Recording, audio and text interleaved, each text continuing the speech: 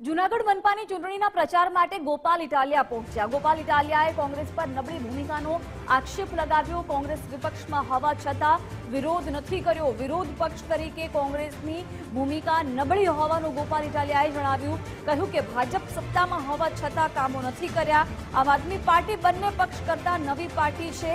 જૂનાગઢ મનપાની ચૂંટણીમાં આપ ખાતું ખોલાવશે તેવો આશાવાદ પણ તેમણે વ્યક્ત કર્યો છે।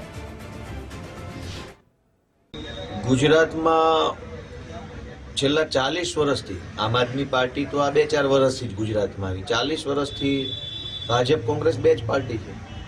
તો બે પાર્ટી હોવા છતાંય ગુજરાતના તમામ શહેરોની અંદર ભાજપ સરકારમાં હોવા છતાંય જનતાની હાલત ખરાબ છે અને કોંગ્રેસ વિપક્ષમાં હોવા છતાંય જનતાની હાલત ખરાબ છે।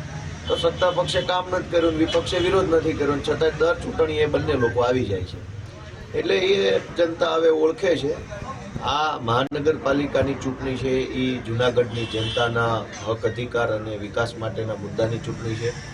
મોટા નેતાઓએ આવી અને લોકોને ભ્રમમાં નાખવાના બદલે અહીંયા શું કામ કરવાના છે એ વિઝન સાથે આગળ વધવું જોઈએ એવું મારું માનવું છે। આપણી સાથે ફોન લાઈન પર કોંગ્રેસના પ્રવક્તા મનીષ જોશી જોડાયા છે। મનીષભાઈ, હવે ગોપાલ ઇટાલિયા એવું કહી રહ્યા છે કે કોંગ્રેસ છે વિપક્ષની ભૂમિકામાં નબળી જોવા મળી રહી છે। મને એમ લાગે છે કે ગુજરાત ફર્સ્ટની સ્ક્રીન ઉપરના દ્રશ્યો પણ જોયા અને સાથે સાથે ગોપાલભાઈને સાંભળ્યા। ગોપાલભાઈની નિરાશા હું સમજી શકું છું। એમના પક્ષમાં પણ આંતરિક એટલો બધો વિખવાદ છે। એમને હમણાં દિલ્હીના તાજેતરના રિઝલ્ટે પણ એમને અતિ નિરાશા આપી દીધી છે અને આ બધી પરિસ્થિતિ વચ્ચે એમને ભાજપ માટે શું કરવું, ભાજપનો કઈ રીતે બોલવું છે એ તમામ બાબતોમાં એમને જોયું નથી। એમને અચાનક યાદ આવ્યું એટલે જુનાગઢ આવ્યા હશે।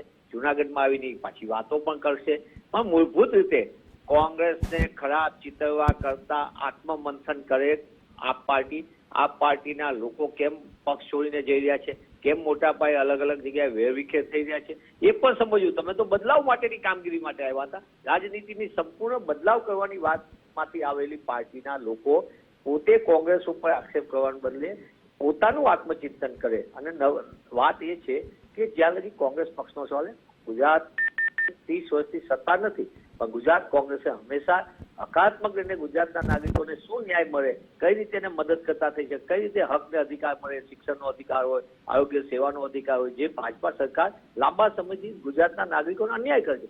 કોંગ્રેસ સતત લડે છે। રાજનીતિમાં હાર થાય એટલે નબળું કે બીજી દ્રષ્ટિએ થાય એના કરતા હું ગોપાલભાઈને કહું છું કે તમને જ્યાં પણ તમારું મૂલ્યાંકન બેઠકમાં આવ્યા કરતા તમારી વાત કંઈક લઈને કહો કે કઈ રીતે આપના લોકો છોડીને બીજી પાર્ટીમાં જઈ રહ્યા છે, ભાજપમાં જોડાઈ રહ્યા છે, શાના માટે? તમે તો બદલાવ માટે આવ્યા હતા। તમે તો આક્ષેપમાંથી ઊભી થયેલી છે, લોકો ઉપર આરોપો મૂકવા, આક્ષેપો કરવા અને એમાંથી ઊભી થયેલી પાર્ટીએ પોતાનું પણ મૂલ્યાંકન કરવું જોઈએ। જ્યાં લગી કોંગ્રેસ પક્ષે ગુજરાત અને ગુજરાતીઓના ન્યાય માટે હક અને અધિકારની લડતમાં લોકતાંત્રિક રીતે લડે છે, લડતી રહેશે। સત્ય અને અહિંસા એ અમારો મૂળભૂત સિદ્ધાંત છે અને એનાથી અમે જે લડી શકાય સત્ય અને અહિંસાથી એ લડત અમે આપતા રહેશું। જી મનીષભાઈ, અમારી સાથે જોડાયા, આભાર આપનો।